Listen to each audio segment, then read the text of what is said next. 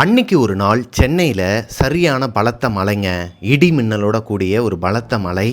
Mid night 1 மணிலேருந்து 3 மணி வரைக்கும் சரியான மழை பெஞ்சிகிட்டு இருக்கிற அந்த நேரத்தில் சென்னையில் இருக்கிற பெருங்குடிங்கிற ஒரு ஏரியாவில் பர்டிகுலர் ஏரியாவில் மட்டும் கரண்ட்டு கட் ஆகிடுதுங்க. அந்த ஏரியா ஃபுல்லாகவே ஒரு மாதிரி ஷட் டவுன் ஆகிடுது. இந்த நேரத்தில் அந்த பெருங்குடியில் இருக்கிற ஒரு பர்டிகுலர் ஏரியாவில் ஒரு அப்பார்ட்மெண்ட் இருக்குது.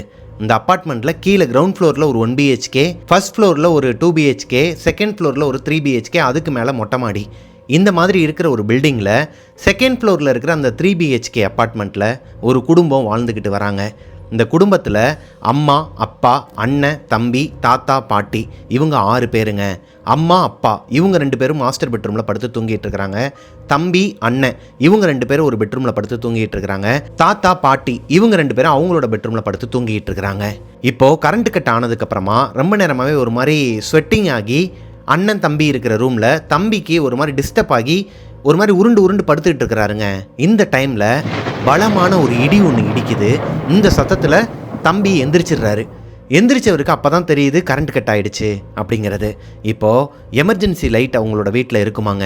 அந்த எமர்ஜென்சி லைட் ஹாலில் டிவி டேபிளுக்கு அடியில் வச்சுருப்பாங்களாம். இந்த டிவி யூனிட் ஒன்று வச்சுருப்பாங்களாம். அதுக்கு அடியில் தான் எமர்ஜென்சி லைட், கேண்டில் எல்லாமே வச்சுருப்பாங்களாங்க. கரண்ட்டு போனால் யூஸ் பண்ணக்கூடிய பொருட்கள் எல்லாத்தையுமே அங்கே தான் வச்சுருப்பாங்களாம். அப்படி இருக்கும் பட்சத்தில் இப்போ தம்பி எந்திரிச்சு வெளியே போகிறாரு. அவரோட மொபைலை கையில் எடுத்துகிட்டு போக மறந்துட்டாருங்க.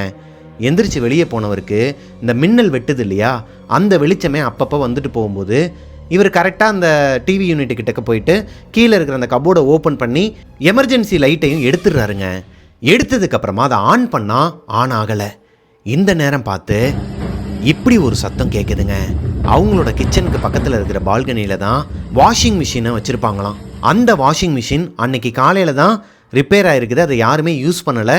அடுத்த நாள் காலையில், அதாவது விடிஞ்சா ஒருத்தர் ரிப்பேர் பண்ணுறதுக்காக வரப்போகிறாரு அந்த வாஷிங் மிஷினை. அப்படி இருக்கும் பட்சத்தில் இப்போது அந்த வாஷிங் மிஷினில் துணி ஓடிட்டு இருக்கிற அந்த சத்தம் கேட்குதுங்க. இவருக்கு ஒரு மாதிரி தூக்கி போடுது. என்னடா அது, கரண்ட் கட் ஆகிடுச்சு, வீட்டில் யூபிஎஸும் கிடையாது. அப்படி இருக்கும் பட்சத்தில் எப்படி இந்த வாஷிங் மிஷின் ஓடும்? ஒருவேளை கரண்ட் இருந்தாலுமே அந்த வாஷிங் மிஷின் ஓடாதே. அது ரிப்பேரில் இருக்குங்கிறதுக்காக தானே அப்பா அடுத்த நாள் காலையில் ஆள் வர வைக்க போகிறாரு. இவருக்கு ஒன்றுமே புரியலைங்க. இவங்க இந்த வீட்டுக்கு வந்தே 10 நாள் தான் ஆகுது. பேசாமல் நம்ம ரூம்குள்ளே போயிடலாமா இல்லை வெளியே போயிட்டு பார்க்கலாமாங்கிற 2 தாட்டு வருது. இதுக்கு நடுவில் அவர் கேண்டில் எடுத்து உள்ளே இருக்கிற அந்த தீப்பெட்டியை வச்சு பொருத்தி கேண்டிலை ஏற்றிடுறாருங்க. ஏன்னா எமர்ஜென்சி லைட் ஒர்க் ஆகலை. இப்போ அந்த கேண்டிலை ஏற்றிட்டு நேராக அந்த பால்கனி கிட்ட போகிறாருங்க.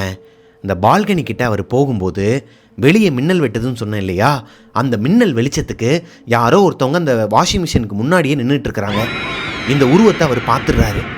இதை பார்த்ததுமே ஒருவேளை அவங்களோட பாட்டியோ இல்லை அவங்களோட அம்மாவாவோ இருக்குமோ, ஏன்னா அது ஒரு பொண்ணோட உருவம். ஒருவேளை இவங்க 2 பேரில் யாரோ ஒருத்தவங்க தான் நம்மளை மாதிரியே சவுண்டு கேட்டு வெளியே போய் பார்த்துட்டு இருப்பாங்க போலன்னு தான் அவர் நினச்சிருக்கிறாரு. இருந்தாலும் அவருக்கு ஒரு டவுட் வருதுங்க. பால்கனி டோர் உள்ளுக்குள்ளே லாக்கில் இருக்குது, அதாவது தாப்பால் போட்டு இருக்குது. அதை ஓப்பன் பண்ணிட்டு தான் வெளியவே போகணும். அப்படி இருக்கும் பட்சத்தில் வெளியே நிற்கிறது யார்? பயந்து போய் அவர் நின்றுட்டு இருக்கும்போது திடீர்னு ஹாலில் ஒரு சத்தம் கேட்குதுங்க. என்னமோ எதுன்னு சொல்லிட்டு வேமா ஓடி வந்து பார்த்தா அவரோட பாட்டி மயக்கம் போட்டு கிடக்குறாங்க. இப்போது வேறு வழியே இல்லாமல் கத்தி ஆர்ப்பாட்டம் பண்ணி அவங்களோட வீட்டில் இருக்கவங்க எல்லாருமே எழுப்புறாரு. அண்ணன், அப்பா, அம்மா, தாத்தா எல்லாருமே எந்திரிச்சு ஓடி வந்து பார்க்குறாங்க. பாட்டி அன்கான்சியஸ் ஆகிடுறாங்க. அவங்கள தூக்கிக்கிட்டு அன்டைமில் அந்த மலையில் எமர்ஜென்சி வார்டில் ஹாஸ்பிட்டலில் போயிட்டு சேர்க்குறாங்க. இப்போது இவருக்கு என்ன டவுட்னா, இவர் வெளியே பார்த்த அந்த உருவம் யார்? இந்த வீட்டுக்குள்ளே ஏதோ ஒரு அமானுஷ்யம் இருக்குதா? எதனால் பாட்டி வெளியே வரணும்? எதனால் பாட்டி வெளியே மயக்கம் போட்டு விழுகணும்? இப்படி பல குழப்பத்தோட பாட்டி எந்திரிச்சாதான் இதுக்கான ஆன்சர் தெரியுங்கிற பட்சத்தில் இவருமே உங்களோட வீட்டில் யாருக்கிட்டையுமே இந்த விஷயத்தை ஷேர் பண்ணலை. வெளியே பார்த்த அந்த உருவத்தை ஷேர் பண்ணவே இல்லை. அந்த பாட்டி எந்திரிக்கிறதுக்காக அவர் வெயிட் பண்ணிட்டு இருக்கிறாருங்க. பெருங்குடிக்கு பக்கத்தில் இருக்கிற இந்த அப்பார்ட்மெண்ட்டில் அப்படி என்ன தான் நடந்துச்சு? இந்த வீட்டில் இருக்கிறது ஒரு பேயா இல்லை ஜின்னா? இது எதனால் அந்த வீட்டுக்குள்ளே வந்துச்சு? எப்பேற்பட்ட அமானுஷ்யங்களெல்லாம் அவங்க சமாளித்து அந்த வீட்டை விட்டு வெளியே வராங்களா வரலையாங்கிற ஒரு தொகுப்பை பற்றி தான் இன்றைக்கி நம்ம ஷோவில் பார்க்க போகிறோம். ஷோக்குள்ளே போகிறதுக்கு முன்னாடி நம்ம சேனலை சப்ஸ்கிரைப் பண்ணாதவங்க சப்ஸ்கிரைப் பண்ணிடுங்க. பக்கத்தில் இருக்க பெல்லைக்கான தட்டி விட்டுருங்க. வாங்க ஸ்டோரிக்குள்ளே போகலாம்.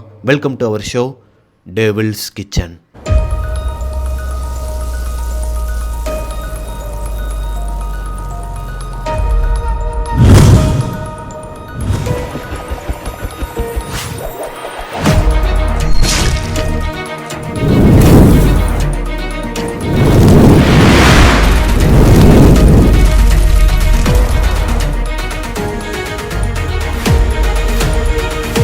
ஹலோ கோஸ்டீஸ், நான் உங்களோட பிரபாகரன்.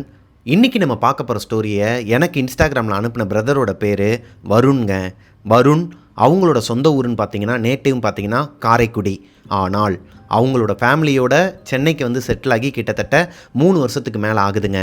வருண் காரைக்குடியில் 12th ஸ்டாண்டர்ட் முடிக்கும்போது அவங்களோட அண்ணன் காலேஜ் செகண்ட் இயர் படிச்சுட்டு இருக்கிறாருங்க. சென்னையில் ஒரு ஃபேமஸான யூனிவர்சிட்டியில் தான் அவங்க அண்ணன் இன்ஜினியரிங் படிச்சுட்டு இருக்கிறாரு. அப்படி இருக்கும் பட்சத்தில் அவங்க அப்பாவுக்குமே ஆல்ரெடி இங்கே சென்னையில் வந்துட்டு வேலை வந்து ஷிஃப்ட் மாற்றி விட்றாங்க. அவங்க இருக்கிறது ஒரு கவர்மெண்ட் ஜாப்பில் தான் இருக்கிறாரு. அவர் இப்போ சென்னைக்கு மாறி வராருங்க. அதாவது அவரை சென்னைக்கு ட்ரான்ஸ்ஃபர் பண்ணுறாங்க. அதன் காரணமாக இப்போ வருணும் 12th ஸ்டாண்டர்ட் முடிச்சிருக்கிறார் இல்லையா, அவங்களோட பூர்வீக வீடு, அதாவது சொந்த வீடை அங்கே இருக்கிற அவங்களோட சொந்தக்காரங்களை பார்த்துக்க சொல்லிவிட்டு, வாடகைக்கெல்லாம் விடலை, வீடை வந்து பார்த்துக்க சொல்லிவிட்டு இவங்க குடும்பமாக சென்னைக்கு வந்துடுறாங்க. இப்போது சென்னைக்கு வந்ததுக்கப்புறமா இவங்க இருந்தது கிண்டி பகுதியில் தாங்க ஃபஸ்ட்டு. ஏன்னா அவங்களோட அண்ணனோட காலேஜ் பக்கத்துலேயே இருக்கிற காரணத்தினால அவங்க எல்லாருமே கிண்டியில் தான் போய் இருந்திருக்கிறாங்க. ஆனால் வருணோட அப்பாவுக்கு வேலைக்கு போகிறதுக்கு ரொம்பவே கொஞ்சம் டிஸ்டன்ஸ் ஜாஸ்தியாக இருந்திருக்குதுங்க. அவருக்கு பெருங்குடிக்கு பக்கத்தில் தான் ஜாப் இருந்திருக்குது. அதாவது அவங்க அண்ணன் வந்து ஃபைனல் இயர் படிச்சுட்டு இருக்கும்போது இவர் வந்து செகண்ட் இயர் படிச்சுட்டு இருக்கிறாருங்க காலேஜ் வருண். அந்த நேரத்தில் இவங்க இந்த பெருங்குடி சர்க்கிளில் இருக்கிற ஏரியாலலாம் வாடகைக்கு வீடு பார்த்துட்ருக்குறாங்க. இவங்களுக்கு ஒரு வீடும் கிடைக்குதுங்க. ஒரு ஆப் மூலயமா தான் இந்த வீடை பார்த்துருக்குறாங்க. 3 BHK அப்பார்ட்மெண்ட், 2nd ஃப்ளோர், அது போக மொட்டை மாடியும் மேலேயே இருக்குது, லிஃப்ட்டும் இருக்குது. இதுக்கு மேலே என்ன வேணும், எல்லாருமே வந்து அங்கே ஷிஃப்ட் ஆகிக்கலாம்னு சொல்லிட்டு இவங்களுக்கு என்னென்னா அந்த வாடகையுமே வந்து ரொம்ப கம்மியாக இருந்திருக்குதுங்க. அந்த ஏரியாவில் கீழே இருக்கிற அந்த 2 BHK அப்பார்ட்மெண்ட், அதாவது அந்த ஏரியாவில் வேறு வீடை விடுங்க, அதே பில்டிங்கில் இருக்கிற கீழே இருக்கிற 1 BHK அப்பார்ட்மெண்ட்டாக இருக்கட்டும், 2 BHK அப்பார்ட்மெண்ட்டாக இருக்கட்டும், அவங்களாம் வாடகை அதிகமாக கொடுத்துட்ருக்குறாங்க. 2 BHK அப்பார்ட்மெண்ட்டே 20,000 கொடுத்துட்ருக்குறாங்க. 1 BHK அப்பார்ட்மெண்ட் 16,000 கொடுத்துட்ருக்குறாங்க மெயின்டெனன்ஸ் சேர்க்காம. அப்படி இருக்கும் பட்சத்தில் மேலே இருக்கிற 3 BHK அப்பார்ட்மெண்ட்டை இவங்களுக்கு 20,000 தான் ஓனர் வந்து கொடுத்துருக்குறாருங்க. அதாவது அந்த ஆப்லேயே கொடுத்துருக்குறாங்க. 22,000 போட்டுருக்குறாங்க. இவங்க கொஞ்சம் நெகோஷியேஷன் பண்ணி 20,000 கேட்ட அடுத்த செகண்டே ஓகே, நீங்கள் வந்து 1 லட்ச ரூபா மட்டும் அட்வான்ஸ் கொடுத்துருங்க அப்படின்ட்டு இருக்காங்க. இல்லை 80,000 தான் அட்வான்ஸ் பார்க்குறோம். சரி ஓகே சார், அட்வான்ஸ் உங்களுக்கு தானே திருப்பி வரப்போகுது, அதனால ஒன்றும் பிரச்சனை இல்லை அப்படிங்கிற மாதிரி நல்லா சக்கரையாக பேசியிருக்கிறாங்க. சரின்னு சொல்லிட்டு வீடெல்லாம் போய் பார்க்குறாங்க. இவங்களுக்கு ரொம்பவே பிடிச்சிருதுங்க. ஆனால் வீடு பார்க்க போனப்போ வருணோட அப்பாவுக்கு காலில் அடிபட்டு வீடை ஓப்பன் பண்ணும்போதே கீழே இருக்கிற அந்த ஒரு ஆணி மாதிரி ஒன்று நீட்டிகிட்டு இருந்திருக்குது கதவில் எதுக்கு அந்த ஆணி வந்துச்சுங்கிறது உங்களுக்கு அந்த நேரத்தில் தோணலைங்க. உள்ளே போகும்போதே அந்த ஆணியில் கிழிச்சு, தெரியாமல் அவர் மேலே பார்த்துக்கிட்டே நடக்கும்போது காலில் கிழிச்சு வீட்டுக்குள்ளே அடி எடுத்து வைக்கும் போதே பிளட்டாக தாங்க போயிருக்குது. ஒரு 2-3 சொட்டு வந்து சொட்டி இருக்குதுங்க வீட்டுக்குள்ளே. இது அவர் பெருசாக எடுத்துக்கலை. நான் தான் பார்த்து வந்திருக்கணும், கீழே வந்து ஆணி இருந்துச்சு அப்படிங்கிற மாதிரி விட்டுறாருங்க. இவங்க பார்த்துருக்கிற இந்த 3 BHK அப்பார்ட்மெண்ட் ஒரு ஃபர்னிஷ்டு அப்பார்ட்மெண்ட்டாங்க. ஃபர்னிஷ்டு அப்பார்ட்மெண்ட்னால் நிறைய பேர் தெரியும், சிலருக்கு தெரியாது. தெரியாதவங்களுக்காக நான் டீட்டெயிலாக சொல்கிறேன். ஒரு வீட்டுக்கு நம்ம வாடகைக்கு போகிறோம் அப்படின்னா அந்த வீட்டில் எந்த ஒரு பொருட்களுமே இருக்காது. ஆனால் கபோர்டெல்லாம் வந்து லாக் பண்ணி வச்சுருப்பாங்க. அதுக்கு பேர் வந்து செமி ஃபர்னிஷ்டுன்னு சொல்லுவாங்க. லைக் இந்த கிச்சன்லாம் மாடலர் கிச்சனாக எல்லா கபோர்டையுமே வந்து க்ளோஸ் பண்ணி வச்சுருப்பாங்க. உட்டன் ஃபினிஷில், உட்டன்லேயோ இல்லை பிளாஸ்டிக்லேயோ பண்ணி வச்சுருப்பாங்க. அதுக்கு பேர் செமி ஃபர்னிஷ்டு. அதுவே நம்ம போகிற வாடகை வீட்டில் ஏசியிலேருந்து நம்ம யூஸ் பண்ணுற இந்த ஃப்ரிட்ஜு, அப்புறம் அந்த வாஷிங் மிஷின் எல்லாமே A to Z, சோஃபாலேருந்து எல்லாமே அங்கேயே இருக்கும். காட்டிலேருந்து பெட்டு வரைக்கும் எல்லாமே அந்த வீட்டிலே இருந்துச்சுன்னா அதுதான் ஃபர்னிஷ்டு அப்பார்ட்மெண்ட்டுங்க. அப்படிப்பட்ட ஒரு அப்பார்ட்மெண்ட்டுக்கு தான் இவங்க இப்போ பார்க்க வந்திருக்கிறாங்க. இப்போ அவங்க அப்பாவுக்கு இது பிடிக்காது.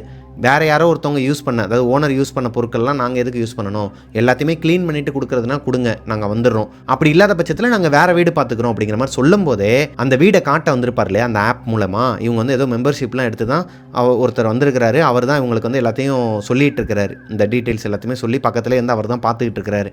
அவர்கிட்ட இவங்க இந்த விஷயத்தை சொல்லும் போதே சரி சார், ஓகே சார், நான் ஓனர்கிட்ட சொல்லிவிட்டு எல்லாத்தையுமே வந்து ரிமூவ் பண்ண சொல்லிடுறேன். அதாவது ஓனர்கிட்ட கேட்டு சொல்கிறேங்கிறது வேறு, நான் ஓனர்கிட்ட சொல்லி ரிமூவ் பண்ணுறேன் அப்படிங்கிறது வேறு இல்லையா. அவர் ரிமூவ் பண்ணுறேன், நான் எல்லாத்தையுமே எடுத்துடுறேன் அப்படிங்கிற மாதிரி சொல்லிவிட்டு இவங்களுக்கு வீடெல்லாம் பிடிச்சிருதுங்க. இதில் என்ன ஒரு பெரிய விஷயம்னு பார்த்தீங்கன்னா, இந்த வீடே ஒரு புது வீடுங்க. இந்த அப்பார்ட்மெண்ட்டே புது அப்பார்ட்மெண்ட் தான். கட்டியே 1 வருஷத்துலேருந்து 1.5 வருஷத்துக்குள்ளே தான் இருக்குமா. ஆனால் எந்த ஒரு ஓனருமே அங்கே தங்கலை. கிரவுண்ட் ஃப்ளோரில் வேறு ஏதோ ஒருத்தவங்க தான் வாடகைக்கு இருக்கிறாங்க, ஃபஸ்ட் ஃப்ளோர்லேயும் வாடகைக்கு இருக்கிறாங்க, 2nd ஃப்ளோரில் இப்போ இவங்க பார்க்க வந்திருக்கிறாங்க.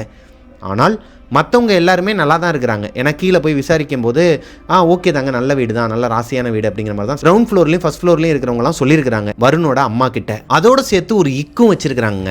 இந்த 2nd ஃப்ளோரில் இருக்கிற ஓனர் வந்து இப்போ தான் 2 மாதத்துக்கு முன்னாடி தான் இந்த வீடை வாங்கினாங்க. அவங்க தான் குடும்பத்தோடு வந்து இருந்தாங்க. எல்லாருமே பால் காய்ச்சறதுக்கு அவங்களோட சொந்தக்காரங்க எல்லாருமே வந்தாங்க.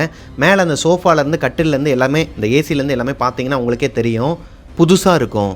ஏன்னா இப்போ தான் எல்லாமே புதுசாக வந்து இறங்குச்சு. ஆனால் வந்து ஒரு மாதத்தில் அவங்களுக்கு என்ன நடந்துச்சுன்னு தெரில. அவங்க வீட்டில் அடுத்தடுத்து ஹாஸ்பிட்டலைஸ்ட் ஆகிட்டே இருந்தாங்க. அது போக அவங்க வீட்டில் இருந்த அந்த ஓனரோட அம்மா தவறிட்டாங்க. என்றைக்கு அவங்களோட அம்மா தவறுனாங்களோ அதோட அந்த வீடை வந்து இவங்க காலி பண்ணிவிட்டு கிளம்பிட்டாங்க. இப்போது வாடகைக்கு விடணும்னு சொல்லிட்டு நிற்கிறாங்க. அது மட்டும் என்னன்னு சொல்லிட்டு கேட்டுக்கோங்க. மேபி அவங்களுக்கு ஃபாரின்லேயோ இல்லை இங்கேயே தமிழ்நாட்டுக்குள்ளே வேறு எதனா ஒரு இடத்துல கூட அவங்களுக்கு வேலை வந்திருக்கலாம். அதனால் நாங்கள் எதுவுமே தெரியாமல் சொல்லக்கூடாது. இருந்தாலும் ஒரு வார்த்தை கேட்டுக்கங்க, ஃபேமிலியாக இருக்கீங்க. ஏன்னா இவங்க ஃபேமிலியாக தான் போய் பார்க்க போயிருக்கிறாங்க இந்த வீட்டையே. அப்படி இருக்கும் பட்சத்தில் இப்போ வருணோட பாட்டி என்ன சொல்கிறாங்கன்னா, எப்போ அந்த வீடு வேணாம், எனக்கு என்னவோ தப்பாக படுது, அவங்க சொல்கிறதெல்லாம் வச்சு பார்த்தா ஏதோ குழப்படியாக தான் இருக்கும் போல் அப்படிங்கிற மாதிரி சொல்லும்போது வருணோட அம்மாவும் அப்பாவும் சேர்ந்து என்ன முடிவு எடுக்கிறாங்கன்னா, இல்லை அப்படிலாம் நம்ம சொல்லிட முடியாது. அப்படி பார்த்தா சென்னையில் வீடு கிடைக்கிறதே கஷ்டம். அதுவும் இந்த மாதிரி ஒரு வீடு கிடைக்கிறது ரொம்ப கஷ்டம் கம்மியான வாடகையில். இந்த ஆப்பில் வந்து பார்த்தா எல்லாமே நல்லதாக தான் நடக்குங்கிற மாதிரி தான் நானும் இது நாள் வரைக்கும் கேள்விப்பட்டிருக்கேன். நான் கேட்டிருக்கிறேன்ல, இந்த ஃபர்னிச்சர் எல்லாத்தையும் எடுத்துகிட்டு எம்டியாக ஹவுஸை கொடுங்கன்னு என்ன சொல்கிறாங்கன்னு பார்ப்போம் இருங்க அப்படின்னு சொல்லிட்டு அந்த வீட்டை விட்டு கிளம்பி வந்துட்டாங்களாங்க. அவங்க வீட்டுக்கு போகிறதுக்குள்ளேயே அந்த ஆப்லேருந்து வந்த ஏஜென்ட் வந்து கால் பண்ணுறாரு. சார், நான் பேசிட்டேன், அவர் வந்து எல்லாத்தையுமே கிளியர் பண்ணிக்கிறேன்னு சொல்லிட்டார் சார். ஆனால் ஒரு வாரம் டைம் கொடுங்க. ஏன்பா அந்த பொருட்கள்லாம் எடுத்துகிட்டு போகணுமா உங்கள் வீட்டுக்கு? இல்லை சார், ஓனர் வந்து இங்கே இல்லை, ஃபாரினில் இருக்கிறாரு. இந்த பொருட்கள் எல்லாத்தையுமே வெளியே தான் எதனா ஆப்லேயோ இல்லை புரோக்கரை கூப்பிட்டு சேல் பண்ணணும் அப்படிங்கிற மாதிரி சொன்னார். ஏன்பா அவங்களோட சொந்தக்காரங்க யாரும் இங்கே இல்லையா? இல்லை சார், அவங்களோட சொந்தக்காரங்க யாரும் இங்கெல்லாம் இல்லையா, அது எல்லாத்தையுமே சேல் பண்ணிவிட்டு அதுக்கப்புறமா தான் நான் உங்ககிட்ட கீ கொடுக்கணும். என்னப்பா சொல்கிறேன், எனக்கு ஒரு வாரத்தில் கீ வேணும். அதனால தான் அவசரமாக பார்த்துட்டு இப்போ டோக்கன் அட்வான்ஸ் நீங்கள் சொன்னீங்கன்னா உடனே கூட போட்டு விட்ருவேன். ஆனால் எல்லாத்தையுமே மொத்தமாக கிளியர் பண்ணால் தான் நாங்கள் வருவேங்கிறதுல வருணோட அப்பா கரெக்டாக இருக்கிறாருங்க. இப்போது அந்த ஏஜென்ட் என்ன பண்ணுறாருனா, ஓகே சார், நான் முடிஞ்ச அளவுக்கு எல்லாத்தையுமே கிளியர் பண்ணிடுறேன். மேபி 1-2 ஃபர்னிச்சர் மட்டும் உள்ளே இருக்குதுன்னு வச்சுக்கோங்களேன். ஏசியோ ஃப்ரிட்ஜோ வாஷிங் மிஷினோ உள்ளே இருக்குதுன்னு வச்சுக்கோங்களேன். அதை மட்டும் கொஞ்சம் அட்ஜஸ்ட் பண்ணி வச்சுக்கோங்க சார், நான் கொஞ்ச நாளில் அதை கிளியர் பண்ணிடுறேன் அப்படிங்கிற மாதிரி சொல்கிறாரு. இவங்க அப்பாவுக்கும் அதான் சரின்னு படுதுங்க. ஏன்னா இவங்க ஆல்ரெடி இப்போ இருக்கிற வீட்டில் சொல்லிட்டாங்க, வேறு ஒரு வீடு வந்து பார்த்துக்குறோம் இந்த டேட்டுன்னு சொல்லிட்டு கேட்டுறாங்க. அதுக்குள்ளே இவங்களால் வீடு பார்க்க முடியலை. போகிற வீட்டில் எல்லாத்துலேயுமே எதனா ஒரு பிரச்சனை, எதனா ஒன்று இவங்களுக்கு சரிப்படாமல் இருக்கிறதுனால எதையுமே ஓகே பண்ணலை. இப்போ அவசரமாக தான் இந்த வீட்டுக்கே போகிறாங்கங்கிற பட்சத்தில் அவங்க அப்பாவும் ஓகே சொல்லிடுறாருங்க. வருணோட அப்பா 20,000 ரூபாய் டோக்கன் அட்வான்ஸும் போட்டு விட்டுறாரு அந்த ஏஜென்ட்டுக்கு. இப்போ அந்த வீட்டை கன்ஃபார்ம் பண்ணிட்டாங்க. வருணோட அப்பா அந்த ஏஜென்ட்டுக்கிட்ட ஓப்பனாகவே கேட்டிருக்கிறாருங்க, ஏங்க நான் அந்த கீழ் வீட்டிலலாம் விசாரித்தேன், அவங்க வந்து இந்த மாதிரிலாம் சொல்கிறாங்க, 1 மாதம் தான் ஹவுஸ் ஓனரே வந்து இருந்திருக்கிறாரு, அவங்களோட அம்மா வேறு தவறிட்டாங்களாமே, அந்த வீட்டில் எதனா பிரச்சனை இருக்கா தம்பி? ஒரு பையனாக என் பையனோட ஏஜில் இருக்கிறனால உங்ககிட்ட கேட்குறேன், கரெக்டாக சொல்லுங்கப்பான்னு சொல்லி கேட்கும்போது, சார் கீழ் வீட்டில் இருக்கிறவங்ககிட்டலாம் எதுக்கு சார் பேசுகிறீங்க, அவங்களுக்குலாம் வந்துட்டு பொறாமை சார், அவங்களாம் 20,000 ரூபா கொடுத்துட்ருக்குறாங்க 2 BHKக்கு. 3 BHKக்கு உங்களுக்கு இந்த ஓனர் கிடைக்கிறதே உங்களுக்கு ரொம்ப கஷ்டமான விஷயம் சார், தங்கமான மனுஷன் சார், அவர் மாதிரியே இருக்கிற ஃபேமிலிக்கு கொஞ்சம் ஹெல்ப்ஃபுல்லாக இருக்கணுங்கிறக்காண்டி தான் அவர் வச்ச காசை விட கம்மியாகவே உங்களுக்கு கொடுக்குறாரு. அப்படிங்கும்போது நீங்கள் மற்றவங்க பேச்சை கேட்டுட்டுலாம் இந்த மாதிரி பண்ணாதீங்கன்னு சொல்லிட்டு மண்டையை கழுவி இருக்கிறாருங்க.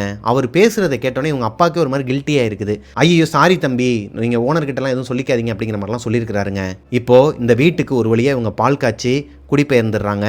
இந்த நேரத்தில் இந்த வீட்டில் இருக்கிற ஃபர்னிச்சர் எல்லாத்தையுமே, ஏசி, சோஃபா, கட்டில் எல்லாத்தையுமே A to Z எல்லாத்தையுமே வந்து அவர் சேல் பண்ணிட்டார் ஏஜென்ட். ஆனால் ஒரே ஒரு பொருள் மட்டும் அந்த வீட்டிலே இருக்குதுங்க. அதுதான் அந்த ஓனர் வாங்கின புது வாஷிங் மிஷின். இந்த வாஷிங் மிஷினை கவர் கூட பிரிக்காமல் இருக்கான்னு கேட்டிங்கன்னா அப்படி கிடையாதுங்க. ஆல்ரெடி அதை ஓப்பன் பண்ணி உள்ளே வந்து யூஸ் பண்ணிக்கிட்டு தான் இருக்கிறாங்க. அவர் என்ன சொல்கிறாருன்னா, சார் இது புது வாஷிங் மிஷின் கிடையாது, அவங்களே செகண்ட் ஹேண்டில் தான் வாங்கியிருக்கிறாங்க, இந்த ரீஃபர்பிஷ்டுன்னு சொல்லுவாங்க இல்லையா, அந்த மாதிரி ஒரு டைப்பில் தான் வாங்கியிருக்கிறாங்க, அதனால் இதை நீங்கள் வேணும்னா யூஸ் பண்ணுங்கள், இல்லாத பட்சத்தில் ஒரு 2 வாரம் மட்டும் டைம் கொடுங்க சார், நானே கூட எடுத்துக்கிறேன், என் வீட்டுக்கு தேவை தான் அப்படிங்கிற மாதிரி சொல்லிட்டு போயிடுறாருங்க. இந்த வீட்டுக்கு வந்து பால் காய்ச்சிற வரைக்குமே இவங்களுக்கு எந்த ஒரு தடங்களோ இல்லை எந்த ஒரு அமானுஷ்யமோ நடக்கலைங்க. நல்லபடியாக பாலை காய்ச்சிட்டு எல்லாருமே அவங்கவுங்களோட ரூமில் போய் செட்டில் ஆகிடுறாங்க. திங்ஸ் எல்லாத்தையுமே செட் பண்ணி வச்சிடுறாங்க. இந்த வீட்டோட அமைப்பு எப்படி இருக்குன்னு நான் முன்னாடியே சொன்னேன் இல்லையா, அம்மா அப்பா தங்குற அந்த மாஸ்டர் பெட்ரூமில் அட்டாச் பாத்ரூம் இருக்குதுங்க. தாத்தாவும் பாட்டியும் தங்கியிருக்கிற அந்த ரூம்லையும் அட்டாச் பாத்ரூம் இருக்குது. ஆனால் அண்ணனும் தம்பியும் தங்கியிருக்கிற இந்த ரூமுக்கு உள்ள அட்டாச் பாத்ரூம் கிடையாது, வெளியே ஒரு காமன் டாய்லெட் இருக்குமாங்க. வருணுக்கும் சரி அவரோட அண்ணனுக்கும் சரி இந்த வீட்டுக்கு வந்ததுக்கப்புறமா ஒரு வாரமாகவே ஒரு சில அமானுஷ்ய சத்தங்கள்லாம் கேட்க ஆரம்பிக்குதுங்க. அவங்க 2 பேருமே வெளியே இருக்கிற அந்த காமன் டாய்லெட்டை யூஸ் பண்ணுறாங்க. போய் யூஸ் பண்ணிகிட்டு இருக்கும்போது இந்த மாதிரி ஒரு சத்தம் கேட்குமாங்க. அதாவது இந்த வாஷிங் மிஷினில் ஃபுல் லோடட்னு சொல்லுவாங்க இல்லையா, ஃபுல்லாக லோட் பண்ணி ஆன் பண்ணோன்னா இந்த மாதிரி ஒரு கடன்னு சவுண்டு வரும் இல்லையா, இந்த மாதிரி சத்தம் பாத்ரூமில் உட்காந்துருக்கும் போது கேட்குமா. வெளியே வந்துட்டு யாருமா அது, எதுக்குமா வந்து அப்படி ஓட விட்றீங்க, கொஞ்சம் துணியை எடுத்துகிட்டு போடலாம்ல, ஏன் ஓவர்லோட் பண்ணுறீங்கன்னு சொல்லிட்டு போய் பார்த்தா அந்த வாஷிங் மிஷின் ஆன்லேயே இருக்காதான். அதை யூஸே பண்ண மாட்டாங்களாம் மோஸ்ட்லி இவங்களோட வாஷிங் மிஷின் அந்த வாஷிங் மிஷினுக்கு ஆப்போசிட்லேயே வச்சுருப்பாங்களாம்.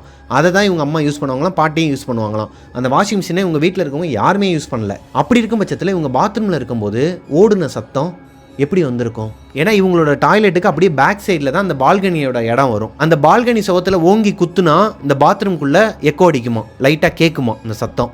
அதே மாதிரி தான் அந்த பாத்ரூம்குள்ளேருந்து யாராவது கத்துனாங்கன்னா அந்த பால்கனியில் நின்னா நல்லாவே கேட்குமா. ஃபோன் பேசினா கூட கேட்குமா என்ன பேசுகிறாங்கங்கிறது ஓரளவுக்கு. அப்படி இருக்கும் பட்சத்தில் இவங்களுக்கு டவுட்டாகவே இருந்திருக்குதுங்க. ஆனால் இவங்க 2 பேரும் என்ன நினச்சிக்கிறாங்கன்னா, எங்கேயோ ஏதோ ஒரு வீட்டில் வாஷிங் மிஷின் ஓடலாம், ஃபர்ஸ்ட் ஃப்ளோரில் கூட வாஷிங் மிஷின் ஓடலாம், இல்லை பக்கத்தில் இருக்கிற எதனா ஒரு அப்பார்ட்மெண்ட்டில் கூட ஓடலாம், நம்ம தான் இந்த மாதிரி தேவையில்லாமல் காம்ப்ளிகேட் பண்ணிக்கிறோம் போலன்ட்டு விட்டுறாங்க. இதில் என்ன ஒரு விஷயம்னு பார்த்தீங்கன்னா, அண்ணன் தம்பி வருண் மணி இவங்க 2 பேருமே ஒருத்தருக்கு ஒருத்தர் ஷேர் பண்ணிக்கல. இந்த மாதிரி வாஷிங் மிஷின் சத்தம் கேட்குதுங்கிறத 2 பேரும் ஒருத்தருக்கு ஒருத்தர் கேட்டுக்கலங்க.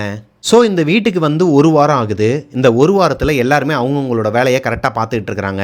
அன்னைக்கு ஒரு நாள் வருணோட காலேஜில் ஒரு ஸ்பெஷல் டே வாங்க. அங்கே கல்ச்சுரல்ஸுங்கிறனால இவர் சில துணிகளெல்லாம் வாஷ் பண்ணுறதுக்காக எடுத்து வச்சிருக்கிறாரு. அந்த நேரம் பார்த்து வருணோட அண்ணனும் அவங்களோட அப்பாவோட துணியவும் இவங்க அம்மா தூக்கி போட்டிருக்கிறாங்க. இவரோட ஷர்ட் அப்புறம் பேண்ட் எல்லாமே ஒயிட் கலரில் இருக்கிறனால சாயம் எதுனா பற்றுங்கிற பட்சத்தில் தனியாக துவைக்கணுங்கிற மாதிரி தான் வச்சுருந்துருக்கிறாரு. அதை அவங்க அம்மா கவனிக்காமல் அவங்களோட துணிகள் எல்லாத்தையுமே போட்டு துவைச்சிட்டு இருக்கிற நேரத்தில் மறுபடியும் அது எல்லாத்தையும் எடுத்துகிட்டு போட முடியாது. இப்போது வேறு வழியே இல்லாமல் ஆப்போசிட்டில் இருக்கிற இது நாள் வரைக்கும் யூஸ் பண்ணாத அந்த ஓனர் வச்சுட்டு போனால் அந்த வாஷிங் மிஷினில் இவரோட ஒயிட் துணிகள் எல்லாத்தையுமே போட்டு வருண் தான் ஃபர்ஸ்ட் டைமாக அந்த வாஷிங் மிஷினை ஆன் பண்ணுறாருங்க. இந்த வாஷிங் மிஷினை ஆன் பண்ணி சுவிட்சை ஆன் பண்ணால் அது ஓடலை. ஒரு மாதிரி மேலே மட்டும் லைட்டு மட்டும் எரியுது, ஆனால் ஆப்ரேட் பண்ண முடியலை, ஆன் ஆகலை. செம்ம கடுப்பாகி வருண் என்ன பண்ணுறாருனா அந்த வாஷிங் மிஷினில் ஓங்கி ஒரு எத்து விட்றாருங்க. ஓட்ட வாஷிங் மிஷினை ஃபஸ்ட்டு போயிருக்கிறான். இதுக்கு அவன் வச்சுட்டு போகாமே இருந்திருக்கலாம், குப்பையில் போடுற வேண்டியதெல்லாம் செகண்ட் ஹேண்டில் வித்துட்டு இருக்கிறானுங்கன்னு சொல்லிட்டு கோபத்தில் ஓங்கி எத்திருக்கிறாரு. இந்த வாஷிங் மிஷின் ஓட ஆரம்பிச்சிருக்குதுங்க. அவருக்கு தேவையான அந்த லிக்யூட் எல்லாத்தையுமே உள்ளே ஊற்றிட்டு 5 நிமிஷத்துக்கு டைம் செட் பண்ணிவிட்டு அவரோட வேலையை பார்க்குறதுக்கு போயிடுறாருங்க. ரிட்டன் பார்க்கும்போது வாஷிங் மிஷினில் துணி இல்லை. வருணுக்கு ஒரு பயத்தை கொடுக்குதுங்க.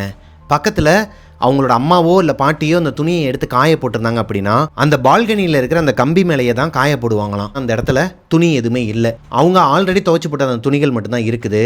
வேகமாக வெளியே அவங்களோட அம்மா பேரை சொல்லி கூப்பிடும்போது வருண் ஒரு விஷயத்தை கவனிக்கிறாருங்க.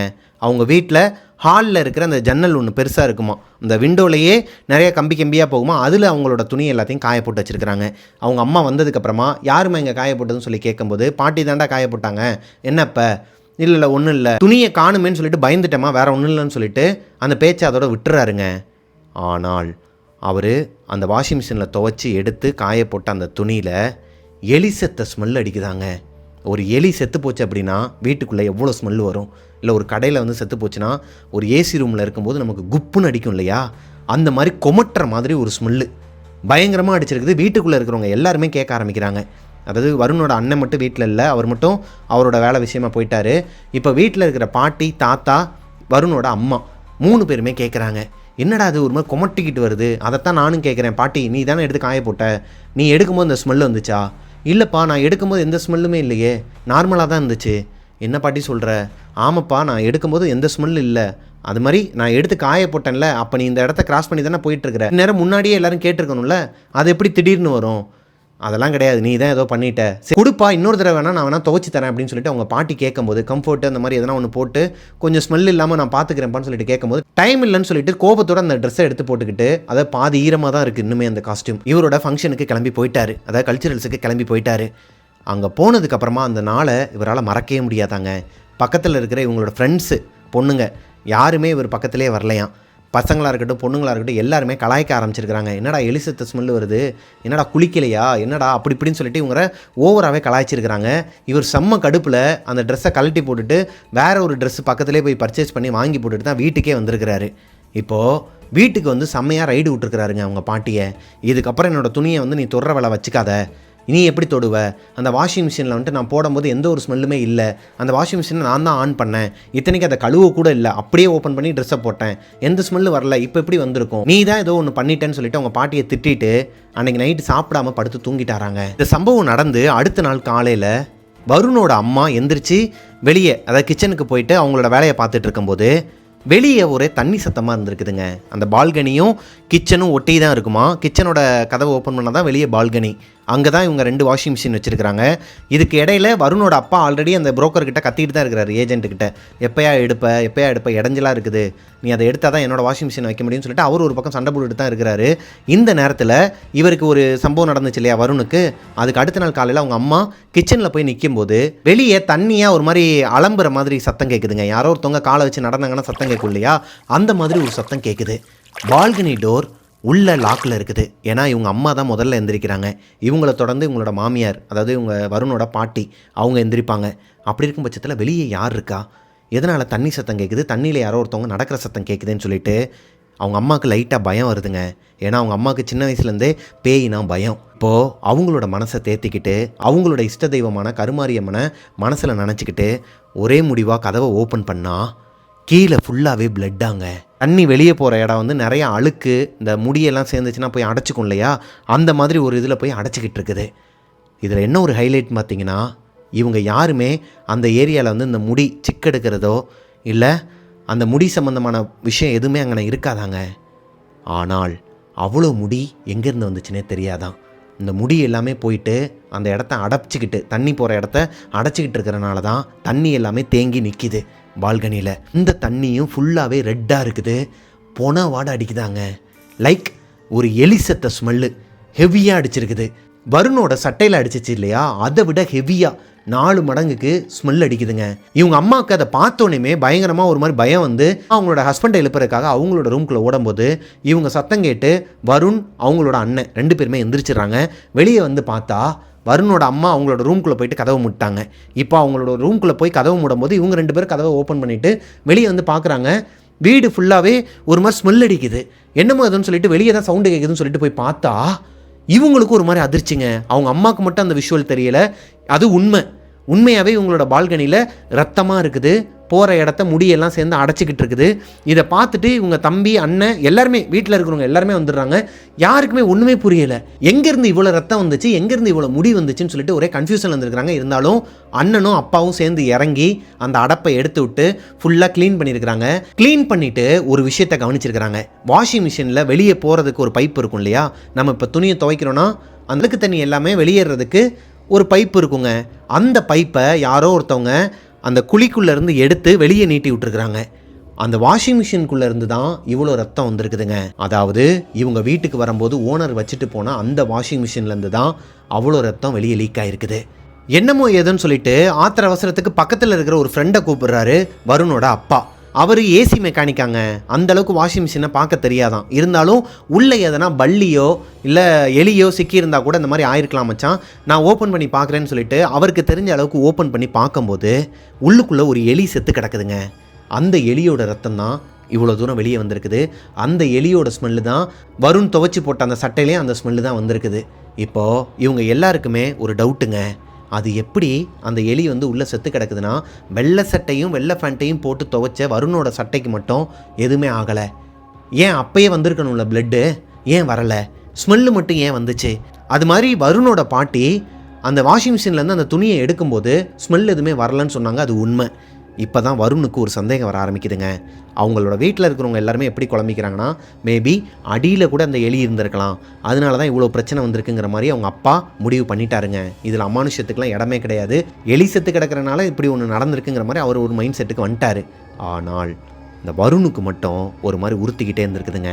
அவங்களோட பாட்டியை திரும்பி பார்த்துருக்கிறாரு. அவங்களும் ஒரு மாதிரி கண்ணுலாம் கலங்கி போய் இவரை பார்த்து தலையாட்டியிருக்கிறாங்க. நான் சொன்னது உண்மைதான்டா, இப்போ தெரியுதா உனக்கு அப்படிங்கிற மாதிரி. அப்போது அந்த வாஷிங் மிஷினில் ஏதோ ஒரு பிரச்சனை இருக்குது. இந்த எலி எப்படி உள்ளே வந்துச்சு, ஏதோ ஒன்று இவங்க வீட்டுக்கு நடக்க போகுதுங்கிறது மட்டும் வருணோட பாட்டிக்கும் வருணுக்கும் ஒரு மாதிரி மண்டைக்குள்ளே ஓடிக்கிட்டே இருந்திருக்குதுங்க. அவங்க அம்மாவுக்குமே பயம் இருக்குது. இருந்தாலும் அவங்க அப்பா வந்து அவங்கள காம் டவுன் பண்ணிட்டாரு. அந்த முடி இருந்த அடப்பை எடுத்து கீழே வாட்டரை ஓப்பன் பண்ணி விட்டாங்க இல்லையா, அது செம்ம ஸ்மெல்லாம். அந்த ஏரியாவில் இருக்கிறவங்க எல்லாருமே இவங்ககிட்ட சண்டைக்கு வந்திருக்கிறாங்க. இந்த சம்பவம் அவங்களோட வீட்டில் நடந்ததுக்கு அப்புறமா தான் ஆட்டமே ஆரம்பிக்குதுங்க. வருணோட வீட்டில் நான்வெஜ் எதுனா எடுத்தாங்க அப்படின்னா இந்த எலும்புலாம் இருக்கும் இல்லையா, சிக்கனோட எலும்பு இந்த ட்ரையான பீஸ் எல்லாத்தையுமே வந்து ஒரு சின்ன டஸ்ட்பின் ஒன்று அவங்களோட கிச்சன்லேயே இருக்குமாங்க. அதில் தான் எல்லாத்தையுமே போட்டு வச்சுருப்பாங்களாம். அடுத்த நாள் காலையில் மொத்தமாக எல்லாத்தையும் ஒரு கவரில் போட்டு கொண்டு போய் ஏரியாவோட முக்கில் போயிட்டு வச்சுட்டு வந்துடுவாங்களாம். அப்படி இருக்கும் பட்சத்தில் அன்னைக்கு ஒரு நாள் நைட்டு ஒரு 12லேருந்து 12:30 மணி இருக்குமாங்க. வருண் அவரோட ஆள் கூட பேசிகிட்டு இருக்கிறாரு. அவர் லவ் பண்ணுறாரு, வீட்டுக்கு தெரியாது, அவங்க அண்ணனுக்கு மட்டும் தெரியுமா. அவங்களோட ரூமில் உட்காந்து அவங்க அண்ணன் வந்து தூங்கிட்டு இருக்கிறாரு. இவர் மெதுவாக அவங்க ஆள்கிட்ட பேசிகிட்டு இருக்கும்போது அவங்க அண்ணன் வந்து டிஸ்டர்ப் ஆகுறாரு. ஏய் எந்திரிச்சு வெளியே போடா அப்படிங்கிற மாதிரி சொல்லும்போது இவங்க ரூமில் பால்கனியும் கிடையாது. இப்போது வருண் என்ன பண்ணுறாருனா எந்திரிச்சு ஹாலில் வந்து உட்கார்றாரு. ஃபேனை போட்டால் வீட்டுக்குள்ளே அவங்கவுங்க ரூம்குள்ளே வந்துட்டு நடக்கிறது வந்து கேட்காதான். வெளியே வந்து எதனா பேசினா கூட கேட்காதான். இவர் மெதுவாக தான் பேசுவாராம். அப்படி இருக்கும் பட்சத்தில் வெளியே இருக்கிற சோஃபாவில் உட்காந்துக்கிட்டு வருண் அவங்களோட ஆள்கிட்ட பேசிகிட்டு இருக்கும்போது டைம் கரெக்டாக 12:35 பேசிகிட்டு இருக்கும்போது இப்படி ஒரு சத்தம் கேட்குதுங்க. யாரோ ஒருத்தவங்க கிச்சனில் இருக்கிற அந்த எலும்பு இருக்குது இல்லையா, இந்த எலும்பு இந்த சிக்கனோட பீஸெல்லாம் வந்து கடித்து சாப்பிட்டுட்டு இருக்கிற மாதிரி ஒரு சத்தம் கேட்குது. பயங்கரமாக கேட்குது. ஏன்னா இடமே ஒரு மாதிரி மயான அமைதியாக இருக்கிறனால இவரே ஒரு மாதிரி குசு குசுன்னு தான் பேசிகிட்டு இருக்கிறாரு. இந்த சத்தத்தை பீட் பண்ணுற அளவுக்கு ஒரு சத்தம் கேட்குது. எந்திரிச்சு போயிட்டு பார்க்கலான்ட்டு போகும்போது தான் எல்லா டோரையும் பார்க்குறாரு. பாட்டியோட ரூமும் லாக்கில் இருக்குது, அம்மாவோட ரூமும் லாக்கில் இருக்குது, இவரோட ரூமும் லாக்கில் இருக்குது. அப்போ யார் வந்து கிச்சனில் நிற்கிறா? யாரோ ஒருத்தவங்க நின்று சாப்பிட்டுட்டு இருக்கிற மாதிரியான ஒரு உருவத்தை இவர் பார்க்குறாரு. இது கருப்பு புகை மாதிரியான ஒரு உருவம்லாம் கிடையாது, ஒரு மனுஷங்க தான். யாரோ ஒருத்தவங்க தான் உள்ளே நின்று சாப்பிட்டுட்டு இருக்கிறாங்க. இப்போ கிச்சனில் போயிட்டு வேமா லைட்டை போட்டு யாருன்னு சொல்லிட்டு அரட்டி கேட்கும்போது வருணோட பாட்டியாங்க. வருணோட பாட்டி சாப்பிட்டுட்டு இருக்கிறாங்களாம். அந்த சிக்கன் எல்லாத்தையும் கடிச்சு சாப்பிட்டுட்டு இருக்கிறாங்களாம். இவர் கூப்பிட்ட ஸ்பாட்டில் பின்னாடி திரும்பி பார்த்துருக்குறாங்க. அவங்களுக்கு கண்ணு இல்லையாங்க, ஒரு மாதிரி கருப்பாக இருந்திருக்குது. அவங்களோட கண்ணே ஒரு மாதிரி கருப்பாக இருந்திருக்குது. அவங்களோட வாய் எல்லாமே ஒரு மாதிரி, ஏன்னா அவங்களால கடிக்கவே முடியாதாங்க. இந்த சிக்கனு மட்டனு எலும்பெல்லாம் வந்து கடிக்கவே முடியாதான். அவங்க பல்லே வந்து ரொம்ப வீக் ஆகிடுச்சான். அவங்களுக்கு ஒரு 60லேருந்து 65 வயசு இருக்குமா. அப்படி இருக்கிற ஒரு பாட்டியால் எப்படி இந்த சிக்கன் எல்லாம் கடிச்சு சாப்பிட முடியும்? ஆள் பார்க்குறதுக்கு ஒரு மாதிரி கொடூரமாக இருந்திருக்கிறாங்க. வருணுக்கு ஒரு மாதிரி தூக்கி போட்டுருக்குதுங்க. இது நாள் வரைக்கும் அவங்களோட பாட்டியை அவர் அந்த மாதிரி பார்த்ததே கிடையாது. ஒரு மாதிரி படப்படன்னு வந்து டக்குன்னு கண்ணை கசக்கிட்டு பார்த்துருக்கிறாரு. அந்த இடத்துல யாருமே இல்லையாங்க. இவருக்கு ஒரு மாதிரி ஹார்ட் பீட்லாம் ரைஸ் ஆகி முகமெல்லாம் வேர்த்து கொட்டி மறுபடியும் வெளியே வராரு. அங்கேருந்து வெளியே வர்றதுக்கே கிட்டத்தட்ட 2-3 நிமிஷம் ஆகுதாங்க. கை கால்லாம் அப்படியே நடுங்கிக்கிட்டே வந்திருக்கிறாரு. வெளியே வந்தவர் நேராக அவரோட ரூம்குள்ளே போகாமல் பாட்டியோட ரூம்குள்ளே போய் பார்க்குறாரு. பாட்டியோட ரூமை ஓப்பன் பண்ணி பார்த்தா பாட்டி தாத்தா 2 பேருமே படுத்து தூங்கிட்டு இருக்கிறாங்களாம். அப்போது கிச்சனில் பார்த்த அந்த உருவம் யார்? பாட்டியோட உருவத்திலே வந்தது யார்? ஏதோ சவுண்டு கேட்குது, இரு பார்த்துட்டு வரேன்னு சொல்லிட்டு ஃபோனை கட் பண்ணவர். அதுக்கப்புறம் அவங்க ஆளை கூப்பிடவே இல்லையாங்க. நேராக போயிட்டு சாமி ரூமில் இருக்கிற கருமாரியம்மன் கோயில் திருநீரை எடுத்து பூசிட்டு நேராக அவங்களோட அண்ணன் பக்கத்தில் வந்து படுத்து தூங்கிட்டாராங்க. யாருக்கிட்ட நடந்ததை சொல்ல முடியும்? யார் நம்புவா? பாட்டியை தவிர்த்து. பாட்டிக்கிட்ட போயும் சொல்ல முடியாது. ஏன்னா பாட்டியோட உடம்புக்குள்ளே தான் ஏதோ ஒரு ஆத்மா இருக்குது. அதனால தான் பாட்டியோட உருவத்திலே வந்து அந்த சிக்கனை சாப்பிடுதுங்கிறதும் இவருக்கு ஒரு பயம்.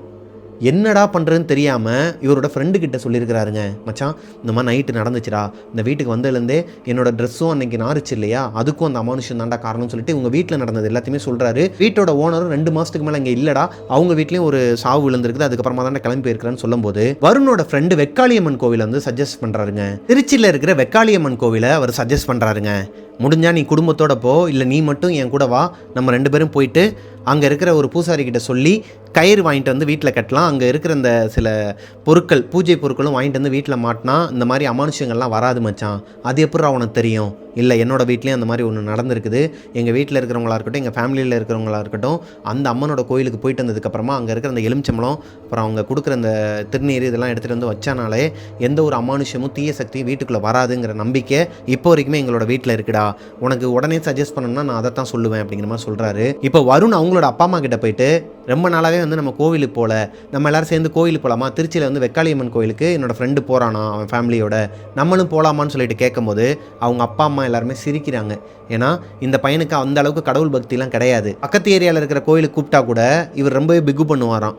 அப்படி இருக்கும் பட்சத்தில் இப்போ என்னடா ஒரு மாதிரியா பயந்துட்ட போலையே, என்னாச்சு, எதனா பிரச்சனைன்னு சொல்லிட்டு அவங்க அப்பா கேட்கும்போது, ஆமாப்பா பிரச்சனை தான், நம்ம இந்த வீட்டுக்கு வந்து வந்திருக்கவே கூடாது, இந்த வீட்டில் ஏதோ ஒரு தீய சக்தி இருக்குது, ஏதோ ஒரு அமானுஷம் நடக்குது, டேய் அது எலி செத்து போனதுக்கும் இதுக்கும் ஏன்டா கனெக்ட் பண்ணுற, சும்மாறா, எல்லாமே நல்லா தானடா இருக்குது, தொழிலில் எதுவுமே பாதிப்பு இல்லை, அப்பா அம்மாக்குள்ளே சண்டை இல்லை, எல்லாருமே நல்லா நிம்மதியாக தானே இருக்கிறோம், அப்புறம் என்ன, இல்லைப்பா ஏதோ ஒரு கெட்ட ஸ்மெல் அப்பப்போ வீட்டுக்குள்ளே வந்துக்கிட்டே இருக்குது, அது போக நேற்று நைட்டு வந்து பாட்டியோட உருவத்தில் நான் ஒரு அமானுஷத்தை பார்த்தேன்னு சொல்லிட்டு நடந்ததையும் சொல்கிறாரு. இப்போ அவங்க அப்பா திட்டுறாரு, ஏண்டா அவனோட கற்பனைக்கு ஒரு அளவே இல்லையா, எங்கள் அம்மா என்னடா பாவம் பண்ணாங்க, இப்படியே சொல்லி எல்லாரையும் வீட்டில் இருக்கிறவங்களாம் பயன்படுத்துறது தான் உன்னோட வேலையா அப்படிங்கிற மாதிரிலாம் திட்டி அந்த வெக்காளியம்மன் கோயிலுக்கு போகலையாங்க. நீ போகணுன்னா போயிட்டு வா, வீட்டோடலாம் வர முடியாது, இப்போதைக்கு எல்லாருக்குமே வேலை இருக்குது அப்படிங்கிற மாதிரி அவங்க அப்பா சொல்லிடுறாரு. வருண் மட்டும் அவரோட ஃப்ரெண்டு கூட எப்படியாச்சும் அந்த வெக்காளியம்மன் கோயிலுக்கு போயிட்டு வரலாம்னு சொல்லிட்டு பிளான் பண்ணுறாரு. கிட்டத்தட்ட ஒரு 2 தடவை பிளான் போட்டு 2 தடவையுமே வருணுக்கு வேலை வந்துடுதுங்க. காலேஜில் எதனா ஒரு வேலை வந்துக்கிட்டே இருந்திருக்குது, இல்லை வீட்டில் எதனா ஒரு வேலையை கொடுத்துக்கிட்டே இருக்கிறாங்க, அவரால் போகவே முடியலைங்க. இப்போ ஒரு 3 நாள் போகுது இந்த சம்பவத்துக்கு அப்புறமா. வீடை பார்த்து கொடுத்தாரு இல்லையா ஒரு ஏஜென்ட், அவர் ஹவுஸ் ஓனரோட தம்பி ஒருத்தர் இருக்கிறாராம் சென்னையில். அவரோட நம்பரை கொடுத்துட்டு, அதாவது நான் இந்த நம்பரை கொடுக்குறேன் நீங்கள் பேசுங்க அப்படி இப்படின்னு கூட எதுவுமே சொல்லாமல் அவர் கான்டாக்ட்லேருந்தே போயிட்டாராங்க. அதாவது இவங்க வருணோட அப்பாவோட நம்பரை பிளாக் பண்ணிட்டாராம். வருணோட அம்மா நம்பர்லேருந்து கூப்பிட்டாலும் அவருக்கு ரிங்கு போல, சிம்மையே மாற்றிட்டாராம். அது ஏங்கிறது இவங்களோட ஃபேமிலிக்கு தெரியலை. ஏன்னா இந்த வாஷிங் மிஷினை எடுக்க முடியாதுங்கிற பட்சத்தில் அவன் மேபி சிம்மை கூட மாற்றிட்டு போயிட்டான் போல், லூசு பையா அப்படிங்கிற மாதிரி இவங்களோட அப்பா மைண்ட் செட் பண்ணிக்கிறாரு. அது எதனாலங்கிறது இவங்களுக்கு தெரிய வரல. இப்போது அந்த ஹவுஸ் ஓனரோட தம்பி இருக்கிறார் இல்லையா, அவர்கிட்ட இவங்க அப்பா ஃபோன் போட்டு இந்த மாதிரி இந்த வீட்டில் இருக்கிற வாஷிங் மிஷினை மட்டும் தூக்கிக்கிறீங்களான்னு சொல்லும்போது, இல்லை சார் எனக்கு அந்த வீட்டிலேருந்து ஒரு பொருள் கூட வேணாம் சார், உங்கள் அண்ணனோட வீடு தானே சார், அப்புறம் என்ன, இல்லை எனக்கு அந்த வீட்டுக்கு உடன்பாடு இல்லை, சரி ஒரு நாள் நம்ம வீட்டுக்கு வாங்க சார், உங்ககிட்ட கொஞ்சம் பேசணும், ஹவுஸ் ஓனர் யாருன்னு சொல்லிட்டு இது நாள் வரைக்கும் நான் நேரில் பார்த்ததில்ல, உங்களாச்சும் நான் நேரில் பார்க்கணும், முடிஞ்சால் நீங்கள் ஃபேமிலியோட கூட வாங்க சார், நானும் ஃபேமிலியாக தான் இருக்கேன்னு சொல்லும்போது, சார் அப்படிலாம் கிடையாது, நீங்கள் வாடகையை மட்டும் இந்த அக்கௌண்ட்டுக்கு போட்டு விட்டுருங்க, அக்ரிமெண்ட் எல்லாமே போட்ட மாதிரி தானே இருக்குது, என்னோட ஆதார் கார்டு அனுப்புகிறேன், நீங்கள் அதில் ஃபோட்டோ பார்த்துக்கோங்க அப்படிங்கிற மாதிரி சொல்லியிருக்கிறாருங்க. ஆக மொத்தம் ஹவுஸ் ஓனரோட தம்பியும் இந்த வீட்டுக்கு வரதுக்கு பயப்படுறாரு. இதுவுமே அவங்க அப்பாவுக்கு பெரிய விஷயமா தெரியலை. மேபி அண்ணன் தம்பிக்குள்ளே எதனா ஒரு பிரச்சனை இருக்கலாம், சொத்து பிரச்சனையாக இருக்கலாம், அது அவங்களோட ஃபேமிலி இஷ்யூன்னு சொல்லிட்டு உங்கள் அப்பா அசால்ட்டாக விட்டுறாருங்க. அன்னைக்கு நைட்டு சென்னை முழுக்க பலத்த மழை பெய்யுதுங்க. இடி மின்னலோட இப்படி மழை பெஞ்சிட்டு இருக்கும்போது பெருங்குடியில் இருக்கிற ஒரு ஏரியா, அதுதான் வருணும் அவங்களோட ஃபேமிலியும் தங்கி இருக்கிற ஏரியா. நம்ம ஸ்டார்டிங்கில் பார்த்தோம் இல்லையா, அந்த ஒரு சம்பவம் வீட்டில் நடக்குதுங்க. இந்த சம்பவம் நடந்ததுக்கப்புறமா இப்போது வருணோட பாட்டியை ஹாஸ்பிட்டலில் அட்மிட் பண்ணியிருக்கிறாங்க. அவங்க அப்பாவுக்கு ஒன்றுமே புரியலை, வீட்டில் என்ன தான் நடக்குது. இவங்களுக்கு ஒரு சந்தேகங்க, குடும்பமே ஒரு மாதிரி குழம்பி போய் தான் உட்காந்துருக்குறாங்க. இப்போது வருணோட பாட்டி கண்முழிக்கிறாங்க. அவங்க கண்முழிக்கும் போதே பதறி அடித்து எந்திரிக்கிறாங்க. பதறி அடித்து எந்திரிச்சு, வேணாம் பாராம், இந்த வீடு நமக்கு வேணாம், நம்ம வந்து வேறு வீட்டுக்கு போயிடலாம் அப்படிங்கிற மாதிரி ரொம்ப பதட்டத்தில் இருக்கிறாங்க. அவங்களுக்கு பிபி ரைஸ் ஆகுதுங்க.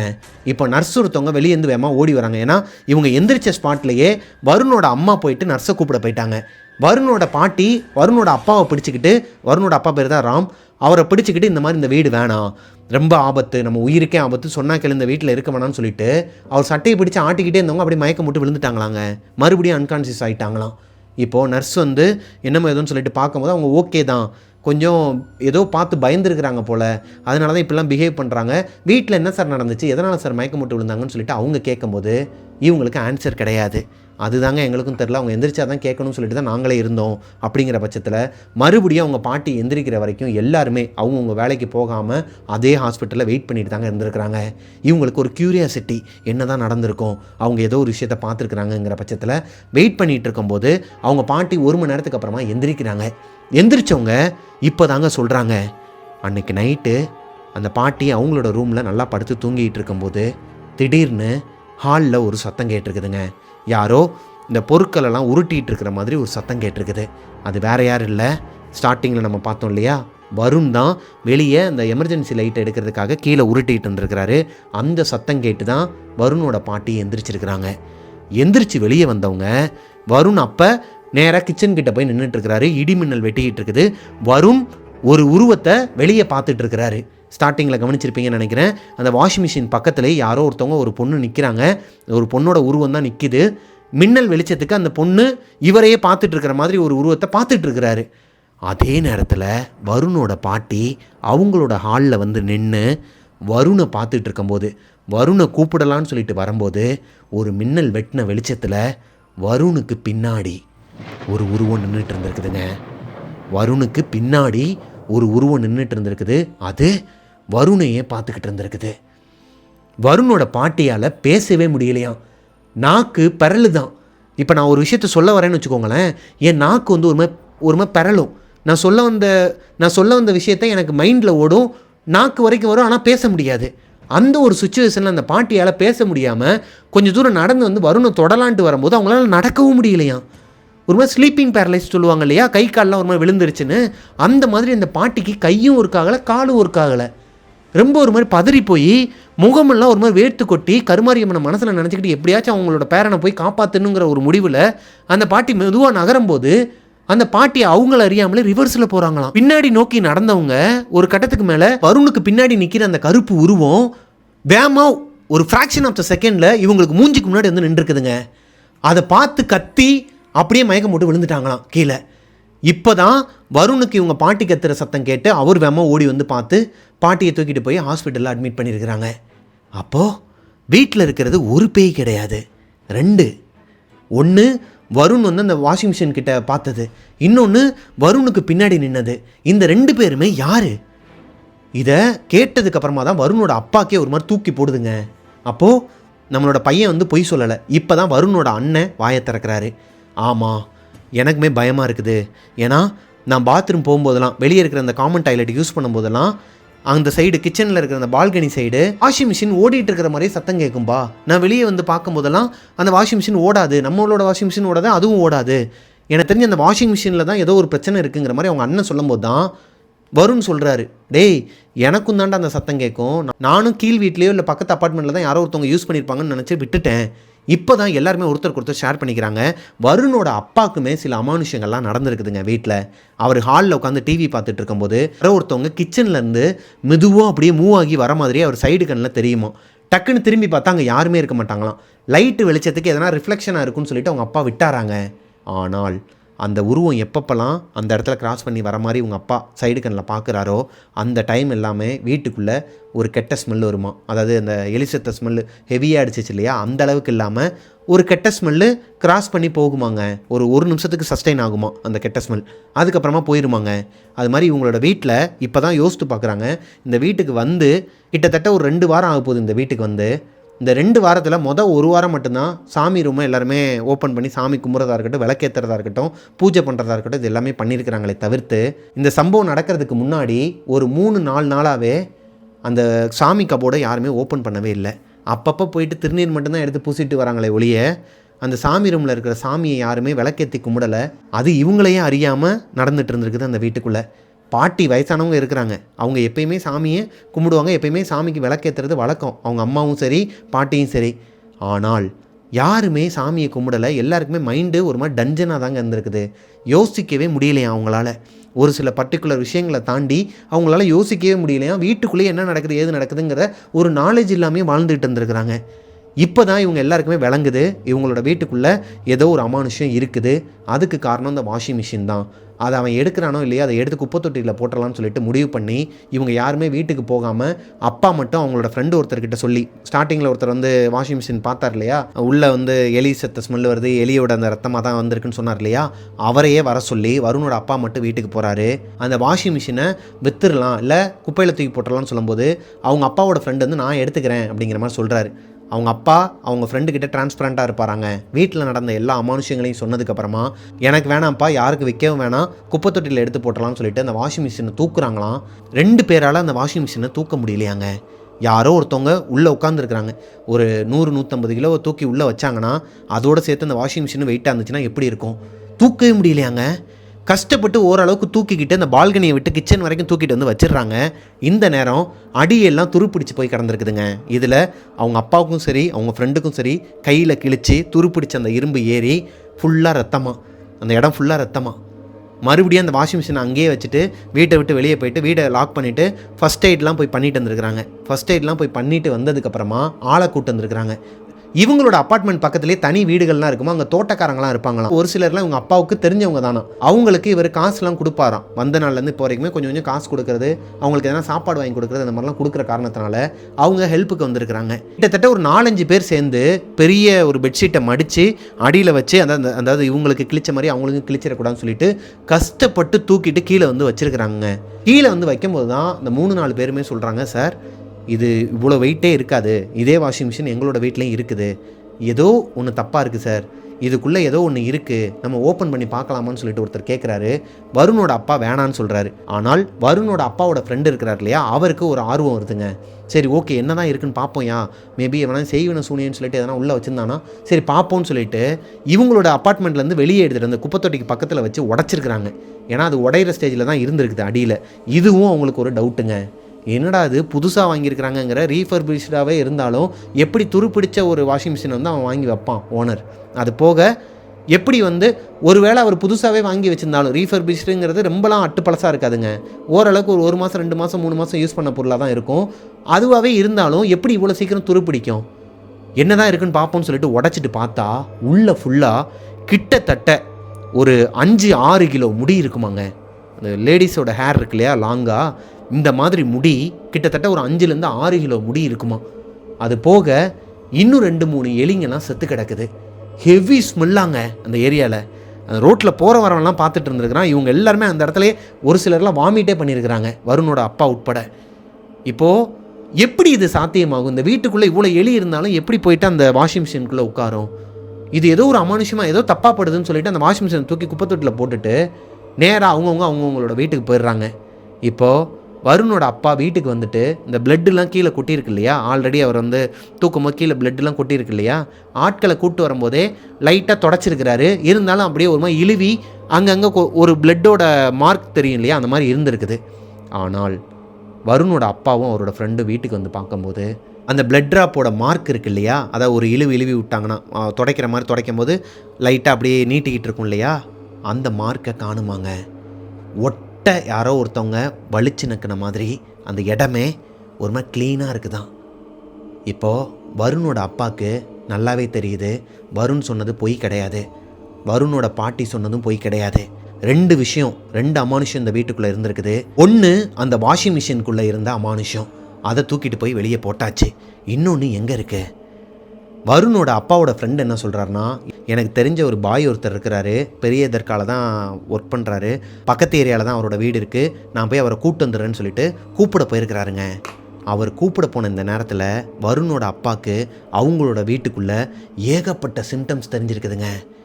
வருணோட பாட்டி இருக்கிறாங்க இல்லையா, அவங்க ரூம்குள்ளே யாரோ ஒருத்தவங்க அழுகிற சத்தம் கேட்டிருக்குது, ஒரு பொண்ணோட அழுகுரல் கேட்டிருக்குது. சேம் டைம் வருணோட ரூம் இருக்கு இல்லையா, அந்த ரூம் வருணோட அப்பாவுக்கு கண்ணுலாம் கலங்கி போய் சாமி ரூமை ஓப்பன் பண்ணி வச்சுட்டு கிட்டத்தட்ட ஒரு 3 தடவை அந்த தீப்பெட்டியை பொருத்தி பார்க்குறாராங்க. அணைஞ்சு போகுதாங்க, விளக்கே ஏற்ற முடியலையா. இது நாள் வரைக்கும் அவர் உணராத ஒரு விஷயத்த நல்லாவே உணர்றாரு. வருணுக்கு கால் பண்ணி சொல்கிறாரு, டேய் வீட்டில் ஏதோ ஒரு அமானுஷமாக இருக்கா, இந்த மாதிரி என்னோட ஃப்ரெண்டு வந்து ஒரு பாயை கூட்டு வரான்டா, அண்ணனை அங்கேயே விட்டுட்டு ஒன்று நீ வா, இல்லைனா அண்ணனை இங்கே வர சொல்லு, எனக்கு தனியாக இருக்கிறதுக்கு ஒரு மாதிரி பயமாக இருக்குன்னு சொல்லிட்டு வருணோட அப்பா லைஃப்லேயே ஃபஸ்ட் டைமாக அப்பா பையன்கிட்ட பயமாக இருக்குன்னு சொல்லிட்டு சொல்கிறாரு. இந்த நேரம் அந்த பையனுக்கு எப்படிங்க இருக்கும்? பயந்து போய் அவங்க அண்ணங்கிட்ட கூட சொல்லாமல் வருண் ஹாஸ்பிட்டல்லேருந்து கிளம்பி வீட்டுக்கு வராரு. வருண் வீட்டுக்குள்ளே வரும்போது வீடு ஃபுல்லாகவே ஒரு மாதிரி சாம்பிராணி ஸ்மெல்லாக இருக்குது. ஒரு பாய் பக்கத்துலேயே அவரோட அசிஸ்டன்ட், இவங்க அப்பாவோட ஃப்ரெண்டு 4 பேர் உட்காந்துருக்குறாங்க. வருண் வேமா வீட்டுக்குள்ளே வந்த வேகத்தில் என்னப்பா ஆச்சுன்னு சொல்லிட்டு கத்தும்போது அந்த பாய் திரும்பி அமைதியாக இருங்கிற மாதிரி சைகை காட்டியிருக்கிறாருங்க. வருணோட அப்பாவும் கண்ணுலாம் கலங்கி போய் அமைதியாக உட்கார்றான்னு சொல்லிட்டு சைகை காட்டினதுக்கப்புறமா அந்த வீட்டுக்குள்ளே 4 மூலையில், அதாவது வருணோட ரூம்லையும் வருணோட பாட்டி ரூம்லையும் கிச்சன்லையும் பால்கனிலையும் இந்த 4 இடங்கள்லையும் இருக்கிற மூலையில் போயிட்டு முட்டையை வச்சுட்டு வந்துருக்கிறாருங்க. 4 கோழி முட்டையை வச்சுட்டு வந்து ஹாலில் உட்கார்றாரு. உட்காந்து சில மந்திரங்கள்லாம் அவர் சொல்ல ஆரம்பிக்கும் போது இப்போ போயிட்டு அந்த இடத்தெல்லாம் பார்க்க சொல்கிறாரு. வருணோட அப்பா, அவங்களோட ஃப்ரெண்டு, இவரோட அசிஸ்டன்ட், பாய் கூட அந்த அசிஸ்டன்ட் 4 பேருமே 4 மூலையில் போய் பார்க்குறாங்க. இந்த 4 முட்டையுமே உடஞ்சி போய் உள்ளே இருக்கிற அந்த மஞ்சக்கருக்கு பதிலாக பிளட்டு கவிச்சு ஸ்மெல் அடிக்குது. இப்போது அந்த பாய் என்ன சொல்கிறாருன்னா, இடத்த ஃபுல்லாக க்ளீன் பண்ணிவிட்டு வாங்க, இந்த வீட்டுக்குள்ளே யாருமே இருக்காதீங்கன்னு சொல்லிட்டு சில மந்திரங்கள்லாம் சொல்லிவிட்டு சில விஷயங்கள்லாம் அவங்க வீட்டுக்குள்ளே வச்சுட்டு தகடுலாம் வச்சுட்டு வெளியே போயிடுறாரு. வேறு எங்கேயாச்சும் ஒரு இடத்துல தங்கிக்கோங்க, ஒரு வாரத்துக்கு இந்த வீட்டுக்கு வராதிங்கிறாரு. இப்போது இவங்களோட அப்பா அம்மா எல்லாருமே இவரோட ஃப்ரெண்டு வீடு இருக்கு இல்லையா, அந்த வீட்டில் எக்ஸ்ட்ரா 2 ரூம் இருக்குதான், அங்கே தான் போய் தங்கியிருக்கிறாங்க. வருணோட பாட்டியவும் டிஸ்சார்ஜ் பண்ணி வீட்டுக்கு கூட்டு வந்துடுறாங்க. வருணோட பாட்டி இந்த சம்பவத்துக்கு அப்புறமா ரொம்பவே ஒரு மாதிரி உடஞ்சி போய் ஆளே ஒரு மாதிரி உருக்குலைஞ்சி போய் இருந்திருக்கிறாங்க. இப்போ வருணோட அப்பா வருண் கிட்டே கேட்குறாரு, டேய் அந்த வெக்காளியம்மன் கோவில் சொன்னேன்லடா, அங்கே வேணால் நம்ம பாட்டிக்கு உடம்பு சரியானதும் எல்லோரும் போயிட்டு வந்துடலாம். பாட்டிக்கு உடம்பு சரியாகலை, நீங்கள் வரீங்கன்னா சொல்லுங்கள், பாட்டியை மட்டும் பார்த்துக்கிறதுக்கு தாத்தாவை விட்டுட்டு ஆட்களை இங்கே உங்களோட ஃப்ரெண்டே இருக்கிறாரு, அவங்களோட ஃபேமிலி இருக்கிறாங்க, அவங்க பார்த்துப்பாங்க, இதனாலும் நம்ம உடனே போயிட்டு வந்துடலாம்ப்பா அப்படிங்கிற மாதிரி சொல்கிறாரு. சரின்னு சொல்லிட்டு வருணோட பேச்சை கேட்டு இவங்களோட அப்பா எல்லாருமே வந்து கிளம்புறாங்க. இந்த 1 வார கேப்பில் இதெல்லாம் நடக்குது. அந்த வீட்டுக்கு யாருமே போகல, வீடை பூட்டி போட்டு தான் கிடக்குது. இந்த 1 வார கேப்பில் அந்த வீட்டோட ஓனரோட தம்பிக்கு வருணோட அப்பா கால் பண்ணால் அவர் தடவை அட்டன் பண்ணி என்ன நடந்துச்சுன்னு சொல்லிட்டு இவங்க அப்பா சொன்னதுக்கப்புறமா ஃபோனே எடுக்க மாட்டுறாரு. அப்போ கன்ஃபார்மே ஆகிடுது உங்கள் அப்பாவுக்கு இந்த வீட்டில் ஏதோ ஒரு அமானுஷம் இருக்குது, அதனால தான் ஹவுஸ் ஓனர் இந்த வீட்டை விட்டு வெளியே ஓடி இருக்கிறாங்கிறது அப்போ தான் உங்கள் அப்பாவுக்கு தெரிய வருது. இப்போது வெக்காளியம்மன் கோவிலுக்கு கிளம்புறதுக்கு அவ்வளோ தடங்கலாங்க, இவங்களால கிளம்பவே முடியலையாம். கார் ஒன்று ரெண்டலுக்கு தான் வெளியே கேட்டிருக்கிறாங்க. அடுத்த நாள் காலையில் வரேன்னு சொன்ன டிரைவர் நைட்டு ஒரு 10-10:30 கால் பண்ணி சொல்கிறாராம். குடிச்சிட்டு எங்கேயோ போய் இடிச்சு அவர் ரொம்ப ஒரு மாதிரி சீரியஸ் கண்டிஷனாக இருக்கிறாருன்னு சொல்லிட்டு வீட்டில் இருக்கிறவங்களாம் சொல்கிறாங்க. அவர் குடிச்சதுனால அந்த ஆக்சிடென்ட் நடந்துச்சா, இல்லை இவங்க போகக்கூடாதுங்கிறதுக்கு ஒரு தடங்கல் வர மாதிரி அந்த ஆக்சிடென்ட் நடந்துச்சா, இது எதுவுமே புரியாமல் இவங்க குடும்பத்தோட குழம்பி நிற்கும் போது அடுத்த நாள் காலையில் இவங்களோட ஃப்ரெண்டு இருக்கிறார் இல்லையா, அவர்கிட்டே ஒரு கார் இருக்குது, இருந்தாலும் கேட்க வேணாம்னு சொல்லிட்டு தான் வெளியே வாடகை கேட்டிருக்கிறாரு. இப்போ அவங்க ஃப்ரெண்டே புரிஞ்சுக்கிட்டு வருணோட அப்பா கிட்ட சொல்கிறாரு, டே நீ எடுத்துகிட்டு போ, நான் பார்த்துக்கிறேன், உனக்கு பிரச்சனைனா சொல்லு, நானே டிரைவ் பண்ணிவிட்டு உன் கூட வரேங்கும்போது, இல்லை மச்சான் நானே எடுத்துகிட்டு போகிறேன்னு சொல்லிட்டு அந்த காரை எடுத்துகிட்டு போயிட்டு இருக்கும்போது ஏகப்பட்ட இடத்துல ஆக்சிடென்ட் ஆக வேண்டியதாங்க. ஒரு இடம் 2 இடம்னா பரவாயில்ல, இவங்களோட கார் அந்த பைபாஸ் ரோட்டில் போயிட்டு இருக்கும்போது எங்கேயோ போகிற லாரிக்காரராக இருக்கட்டும், எங்கேயோ போகிற பஸ்காரராக இருக்கட்டும், இந்த பைக்கில் போகிறவங்களா இருக்கட்டும், எல்லாருமே இவங்க வண்டியை நோக்கி என்னமோ இந்த மேக்னெட்டை வச்சு இழுப்பாங்க இல்லையா, இந்த ஆணி இந்த மாதிரி விஷயங்கள்லாம் இழுக்கிற மாதிரி இவங்களோட கார் அந்த மாதிரி நெகட்டிவிட்டி இழுக்குதா என்னன்னு தெரியல, எல்லாருமே இடிக்கிற மாதிரியே வந்திருக்கிறானுங்க. இது எல்லா தடங்களையும் தாண்டி இந்த கோவிலுக்கு போயிட்டு அந்த அம்மாவை வழிபட்டுட்டு அங்கே நடந்தது எல்லாத்தையும் சொல்லி இவங்களோட பாட்டியோட பேரில் இவங்க குடும்பத்தோட பேர்லலாம் அர்ச்சனை பண்ணிவிட்டு அங்கேருந்து கிளம்பி ரிட்டன் வர வழியில் கார் பஞ்சர் ஆகி நடுக்காட்டில் நின்றுருக்குதுங்க. எல்லாமே தடங்கள் மேலே தடங்கள், எல்லாத்தையுமே தாண்டி இவங்களோட வீட்டுக்கு வந்துடுறாங்க. இப்போ அந்த பாய் சொன்ன மாதிரி 1 வாரம் முடியுது. இவங்க வீட்டுக்கு போகிறாங்க, தங்குறதுக்கு கிடையாது, அந்த வீடை காலி பண்ணுறதுக்கு. ஏன்னா வருணோட அப்பா அவங்க தம்பி மேலே கேஸ் போட்டார். லைக் அந்த ஹவுஸ் ஓனரோட தம்பி இருக்கிறார் இல்லையா பேசினவர், அவர் மேலே கேஸ் போட்டு போலீஸ் எல்லாம் அவங்களோட வீட்டுக்கு போயிட்டு என்னமோ ஏதோன்னு சொல்லிட்டு பார்க்கும்போது தான் உண்மை வெளியே வருதுங்க. இந்த வீடை வாங்கினது அவரோட அண்ணன் தான், அதாவது இந்த தம்பின்னு சொல்லிட்டு ஒருத்தர் பேசினார் இல்லையா ஓனரோட தம்பின்ட்டு, அவரோட அண்ணன் தான். இந்த வீட்டை வாங்கி 1 மாதத்துலேயே சில விஷயங்கள்லாம் நடந்துச்சுன்னு சொல்லிட்டு அக்கம் பக்கத்தில் அந்த கீழ் வீட்டில் இருக்கிறவங்களாம் சொன்னாங்க இல்லையா பால் காய்ச்ச போகிறதுக்கு முன்னாடி, அது எல்லாமே உண்மை தான். அவங்க எல்லாருக்குமே தெரியாத ஒரு உண்மை என்னென்னா, அண்ணன் அதாவது இந்த வீடை வாங்கின ஓனர், அவருக்கு கல்யாணம் ஆயிடுச்சு, குழந்தைங்களாம் இருக்கிறாங்க, எல்லாருமே ஒரு வெக்கேஷனுக்காக ஊட்டிக்கு போயிட்டுருக்க வழியில் ஆக்சிடெண்ட்டில் எல்லாருமே இறந்துட்டாங்க. அந்த காரில் போன எல்லாருமே இறந்துட்டாங்க, ஸ்பாட் அவுட். இதுக்கப்புறமா அந்த சொத்து இவங்க தம்பி தான் விற்கவும் முடியாமல் என்ன பண்ணுறதுன்னு தெரியாமல், ஏன்னா அவங்களோட பேருக்குள்ளேயே தான் இருக்குது, அதை வாடகைக்கு விட்டுட்டு இருந்திருக்கிறாரு. இதை சொன்னால் அந்த அக்கம் பக்கத்தில் இருக்கிறவங்களாம் கொஞ்சம் உஷாராயிருவாங்க, ஏன்னா அவங்களுக்குலாம் தெரியும் இந்த வீட்டோட ஓனர் யார், அவங்க கூடலாம் பழகிருக்கிறாங்கங்கிற பட்சத்தில் அவங்களுக்குலாம் வந்துட்டு தெரியாத மாதிரியே அவங்களாம் ஃபாரினுக்கு போயிட்டாங்க, எல்லாருமே அங்கே போய் செட்டில் ஆகிட்டாங்க அப்படிங்கிற மாதிரி சொல்லி மழுப்பிட்டு ஒரு ஆப்பில் இவங்களோட வீடை வாடகைக்கு போட்டது மட்டும் இல்லாமல் இவர் தான் மேனேஜ் பண்ணிகிட்டு இருக்கிறாரு. அவங்க எல்லாருமே இறந்து போகிறதுக்கு முன்னாடியே அவங்க வீட்டில் ஒரு பாட்டி இறந்துருக்குறாங்க, அதாவது ஓனரோட அம்மா இறந்தாங்கன்னு சொன்னாங்க இல்லையா, அந்த டைம்லையே அவர் என்ன சொல்லியிருக்கிறாருன்னா, இந்த வீடு தெரியாதனமாக நான் வாங்கிட்டேன், இந்த வீட்டுக்குள்ளே ஏதோ ஒரு அமானுஷம் இருக்குது, குறிப்பாக நான் அந்த வாஷிங் மிஷினை செகண்ட் ஹேண்ட்ஸில் வாங்கியிருக்கவே கூடாது, இந்த வாஷிங் மிஷின் என்றைக்கு இந்த வீட்டுக்குள்ளே வந்துச்சோ இருக்கிற நெகட்டிவிட்டியை விட இன்னும் அதிகமாக நெகட்டிவிட்டி இருக்குது, வீட்டுக்குள்ளே யாரோ ஒருத்தவங்க நடமாடுற மாதிரியான ஒரு உணர்வு எனக்கு இருக்குது, என்னோடய ஃபேமிலியில் இருக்கிற எல்லாருக்குமே இருக்குது, இந்த வீட்டில் அம்மா அதாவது இந்த ஓனரோட அம்மா ஏதோ ஒரு உருவத்தை பார்த்து தான் மயக்கம் போட்டு விழுந்ததாகவும், அடுத்த நாள் காலையில் அவங்கள ஹாஸ்பிட்டலில் எமர்ஜென்சியில் அட்மிட் பண்ணப்போ அவங்கள காப்பாற்ற முடியாமல் உயிர் போனதாகவும் ஓனர் சொல்லியிருக்கிறாரு ஓனரோட தம்பிக்கிட்ட. இது எதையுமே ஓனரோட தம்பி இங்கே வாடகைக்கு வரவங்கக்கிட்ட சொல்லாமல் மறைச்சிருக்கிறாருங்க. இதுதான் அந்த வீட்டில் நடந்த பாஸ்ட். ஆனால் அந்த வீட்டில் என்ன இருக்குது, எதனால் இவங்க எல்லாருமே பாதிக்கப்பட்டிருக்கிறாங்கங்கிறத அந்த தர்காலேருந்து அந்த பாய் தாங்க சொல்லியிருக்கிறாரு. 2 ஜின்னு இருந்திருக்குது. இன்னும் அந்த வாஷிங் மிஷின் அதை க்ளீனாக வச்சுக்காமல் இதுக்கு முன்னாடி ஒரு வீட்டில் ஆல்ரெடி ஒரு குடோனில் இருந்த வாஷிங் மிஷினை செகண்ட் ஹேண்டில் எடுத்து, அதை அந்த புரோக்கர்ஸ்லாம் போய் மொத்த ரேட்டுக்கு எடுப்பாங்க இல்லையா ஸ்க்ராப்புக்கு போடுற மாதிரி, அப்படி எடுத்தவங்க அதை க்ளீன் பண்ணி கொஞ்சம் மறுபடியும் ரீஃபர்பிஷ் பண்ணி தான் சேல் பண்ணியிருக்கிறாங்க.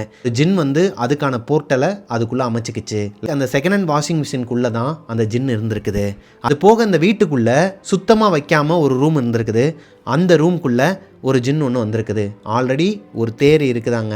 ஒரு ஜின் ஒருத்தவங்க வீட்டுக்குள்ளே வரதுக்கு ஒரு போர்ட்டல் தேவை. ஆல்ரெடி நான் நிறைய கதைகள்லாம் சொல்லியிருக்கிறேன் இல்லையா, அந்த மாதிரி ஒரு போர்ட்டல் ஆல்ரெடி இந்த வீட்டுக்குள்ளே வாஷிங் மிஷின் மூலமாக வந்திருக்குது. அப்படி இருக்கும் பட்சத்தில் இவங்க இந்த வீடையும் சுத்தபத்தமாக வச்சுக்கலை. ஸோ இவங்களோட எந்த இடத்துல சுத்தம் இல்லாமல் ரொம்ப ஒரு மாதிரி அழுக்கு துணியெல்லாம் துவைக்காமல் ஒரு மாதிரி ஸ்மெல் வர மாதிரி துணியெல்லாம் போட்டு வச்சுருக்கிறாங்களோ அந்த இடத்துலேருந்து ஒரு ஜின்னு ஒன்று வந்திருக்குதுங்க. ஒரு போர்ட்டல் மூலமாக வந்திருக்குதுங்க அந்த வீட்டுக்குள்ளே.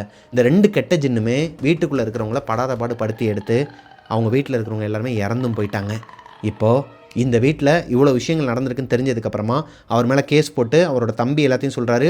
பாயும் இந்த வீட்டில் என்ன நடந்துச்சுங்கிறத இவங்ககிட்ட சொல்லும்போது இந்த வீட்டை காலி பண்ணிவிட்டு ஃபஸ்ட்டு கிண்டியில் ஒரு ஏரியாவில் இருந்தாங்க இல்லையா, அதே ஏரியாவில் வேற ஒரு வீட்டுக்கு வேற ஒரு அப்பார்ட்மெண்ட்டுக்கு இவங்க எல்லாருமே ஷிஃப்ட் ஆயிடுறாங்க.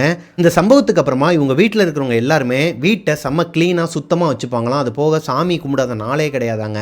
டெய்லியுமே விளக்கேற்றுவாங்களாம், டெய்லியுமே சாமி கும்பிடுவாங்களாம், சாம்பிராணி போகலாம் போடுவாங்களாம், ரொம்பவே சுத்தபத்தமாக வச்சுருப்பாங்களாம். இப்போ வருணுக்கு கல்யாணமாகி 2 குழந்தைங்க இருக்கிறாங்க. அவங்களோட தாத்தா பாட்டி 2 பேருமே தவறிட்டாங்க.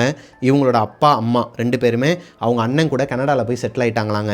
இவர் மட்டும்தான் சென்னையில் இருக்கிறாரு. இந்த ஒரு இன்சிடெண்ட்டை இவங்க குடும்பத்தில் இருக்கிற யாராலையுமே மறக்க முடியாதாங்க. இப்போ கூட இந்த ஸ்டோரியை அவங்க வீட்டில் இருக்கிற எல்லாருமே, அவங்க அப்பா அம்மா அண்ணன் அவங்களோட ஃபேமிலி எல்லாருமே தான் கேட்டுட்டு இருப்பாங்களாம். எல்லாருக்குமே ஒரு பெரிய ஹாய் சொல்ல சொன்னார். Hi brother. எந்த அளவுக்கு உண்மை பொய் அப்படிங்கிறத தாண்டிலும் நீங்கள் சொல்லும் போதே எனக்கு ரொம்ப ஒரு மாதிரி கூஸ் பம்ப்ஸாக இருந்துச்சு. அது போக நான் ரொம்ப ரசித்து சொன்ன ஒரு ஸ்டோரிங்க. லைக் இது ஒரு மூவி மாதிரி இருந்துச்சுங்க அவர் சொல்லும் போதே.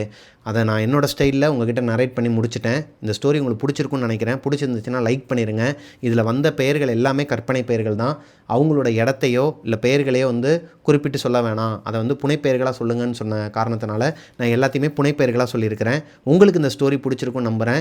உங்களோட வாழ்க்கையிலும் இதே மாதிரி எதனா ஒரு அமானுஷம் நடந்திருக்குது, அதை என்கிட்ட ஷேர் பண்ணணும்னு நினச்சிங்கன்னா பிரபாகரன் அஃபிஷியல் மிஸ்டர் பிரபாகரன்கிற இன்ஸ்டாகிராம் ஐடிக்கு எனக்கு இன்பாக்ஸ் பண்ணுங்கள் கோஸ்டீஸ். அண்ட் மிஸ்டர் பிரபாகரன் யூடியூப் சேனலை இது நாள் வரைக்கும் சப்ஸ்கிரைப் பண்ணாமல் பார்த்துட்டு இருக்கீங்க அப்படின்னா சப்ஸ்கிரைப் பண்ணிவிட்டு பக்கத்தில் இருக்க பெல் ஐக்கானை தட்டி விட்டுருங்க. இப்படி சீக்கிரம் நம்ம 2 lakhs சப்ஸ்கிரைபர்ஸை தொட போகிறோம். அண்ட் டெவில்ஸ் கிச்சன் ஸ்பாட்டிஃபைலையும் அடுத்தடுத்த ஸ்டோரிஸ் எல்லாமே அப்லோட் பண்ணிகிட்டு இருக்கிறோம். ஸ்பாட்டிஃபைல டெவில்ஸ் கிச்சனை ஃபாலோ பண்ணாதவங்க ஃபாலோ பண்ணிடுங்க. நெக்ஸ்ட் ஒரு சூப்பரான ஸ்டோரியில் உங்களை மீட் பண்ணுற வரைக்கும் டாட்டா, பாய் பாய்.